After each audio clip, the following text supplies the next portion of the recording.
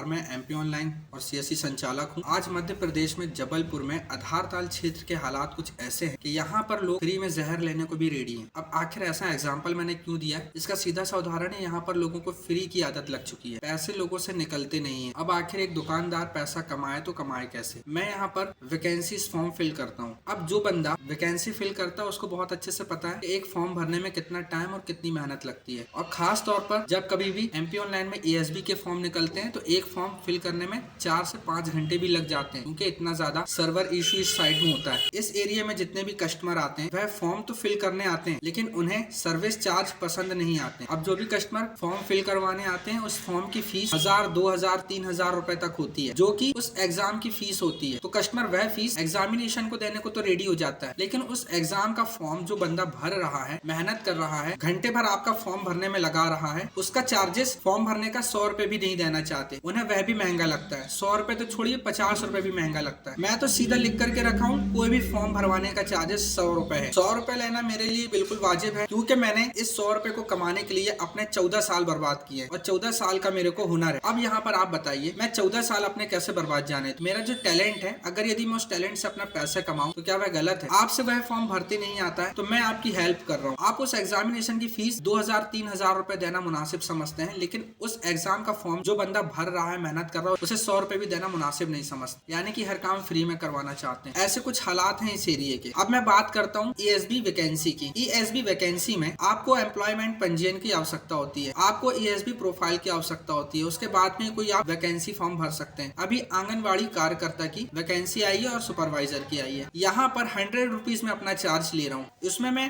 Employment card, ESB profile भी बना कर दे रहा हूँ और फॉर्म भरने का चार्ज भी इसमें इंक्लूड है। लेकिन ये तीनों काम करने के बाद भी कस्टमर को 100 रुपए महंगे लग रहे हैं। अब जो एमपी ऑनलाइन पोर्टल से फीस कट रही है वह कट रही है 560 रुपए। अब आप सोचिए, कस्टमर 560 रुपए उस पोर्टल की फीस पे कर सकता है, लेकिन 1 घंटे से 3 घंटे लगते हैं उस फॉर्म को फिल करने के लिए। वह कस्टमर ऑनलाइन संचालक को 100 रुपए नहीं दे सकता है। अब वह 100 रुपए नहीं दे पा रहा है, जबकि उसने कितना कमाया। अब मैं बात करता हूँ आंगनबाड़ी कार्यकर्ता सुपरवाइजर का अगर फॉर्म फिल कर रहा है, उसमें 5 साल का एक्सपीरियंस मांगा गया है। एक आंगनबाड़ी कार्यकर्ता की मिनिमम सैलरी 5000 तो होती है, साल का हो गया 60,000। 5 साल में उसने 3 लाख रुपए तो कमा ही लिए होंगे। 3 लाख रुपए उसने इन 5 साल में कमा लिए। अब उसको अपना पोस्ट पद बढ़ाना है तो उन 3 लाख में से दुकानदार को उसकी मेहनताना 100 रुपए भी नहीं देना चाहते। इसलिए मैं अपने दुकान में फ्री बैठा रहता हूँ। वैकेंसी फॉर्म नहीं आते हैं लोग पूछ कर चले जाते हैं, क्योंकि उन्हें 100 रुपए महंगे लगते हैं। कुछ ऐसे हालात हैं, 100 रुपए बचाने के चक्कर में कस्टमर उन्हीं 5000 की जॉब में फंसा रह जाता है। उन्हें ये नहीं पता कि अगर यदि वो मुझे 100 रुपए दे रहे हैं तो 100 रुपए देकर के वो अपनी जॉब को, पोस्ट को ऊंचा भी बढ़ा रहे हैं और बल्कि लोगों की हेल्प भी कर रहे हैं, और आपने पहले भी पैसा कमा चुका है। अगर यदि आप पहले भी एमपी ऑनलाइन संचालक को पोर्टल चार्जेस शुल्क नहीं देते या उसके चार्ज नहीं देते तो आज आपकी आंगनबाड़ी में कार्यकर्ता के तौर पर जॉब भी नहीं लगती और आप वह 3 लाख रुपए भी नहीं कमा पाते। तो कुछ ऐसे हालात। सरकार से निवेदन है कि आपने एमपी ऑनलाइन संचालकों को लिस्ट लगाने को तो कह दिया है, मैंने लिस्ट भी लगा करके रखा हुआ है, और मैं बताता हूँ मैंने लिस्ट कहाँ पर लगा करके रखा हुआ है। यहाँ पर देखेंगे आप, ये मेरी सिटिंग एरिया है और सिटिंग एरिया के जस्ट सामने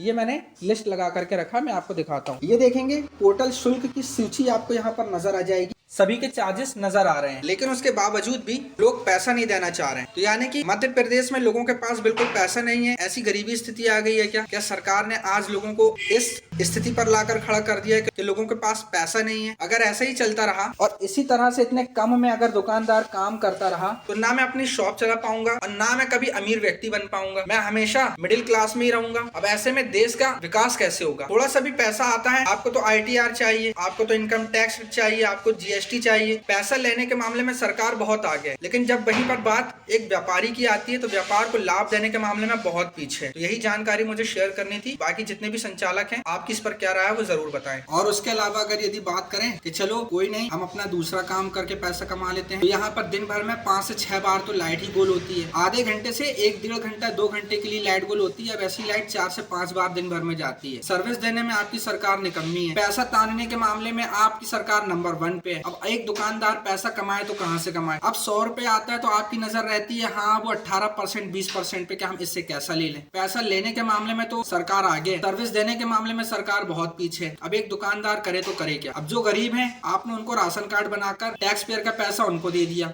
अब जो एक मिडिल क्लास है वह क्या करे, ना उसके पास में राशन कार्ड है, ना उसको किसी सरकारी योजना का लाभ मिलता है। आखिर करे तो करे क्या। जो अमीर लोग हैं वह पैसे पे पैसे बना रहे हैं, जो गरीब लोग हैं वो मिडिल क्लास का पैसा हड़पते जा रहे हैं। अब जो मिडिल क्लास है वो इस देश में सबसे ज्यादा है। अब बेचारे दोनों तरफ से पिसते भी वही हैं। लाइट वाइट का थोड़ा सा इंतजाम करवाओ कुछ, कि हम जैसे नागरिकों को ये सोचने पर मजबूर हो जाए कि हमको यही याद नहीं कि हमारे एरिया में लाइट गई कब थी। अभी तो हमें ये सोचना पड़ता है कि ऐसा कौन सा दिन है जिस दिन लाइट नहीं गई थी, ऐसा दिन ही याद नहीं आता। कभी ऐसे दिन भी लाओ कि कभी हमको ये सोचने पर मजबूर हो जाए लाइट तो डेली रहती है, ऐसा वो कौन सा दिन था जिस दिन आधा एक घंटे के लिए लाइट गई थी और हमको वो दिन याद ना आए। ऐसी सर्विस प्रोवाइड करो आप। बाकी मध्य प्रदेश के बहुत बुरे हालात हैं आज की डेट में, बहुत ज्यादा बुरे हालात हैं। व्यापारी बिल्कुल दुकान में बैठा है, काम धंधा कुछ भी नहीं है। नशा, चोरी, गुंडागर्दी अपने चरम सीमा पर है और दिन ब दिन बढ़ती जा रही है। चाय, होटल, पान टपरे में छोटे बच्चों की जिंदगियां बर्बाद हो रही हैं। लोग रात रात भर चाय होटल टपरे पे गुजारते हैं छोटे बच्चे, जिससे कि उनको नशे की लत लगती है और वहां पर ऐसे लोगों से मुलाकात हो जाती है जिससे कि बच्चों की संगतें बिगड़ जाती हैं। अब वह लाइफ में कुछ कर ही नहीं पाते सिवाय गैराज और लेबर के काम के अलावा। अब उनकी जब थिंकिंग ही डेवलप नहीं होगी, ऐसे में वह बच्चे अपना भविष्य कैसे देख पाएंगे। चलिए फिलहाल यही कुछ सूचना देनी थी। अब जो लोग समझदार हैं वह समझ गए होंगे।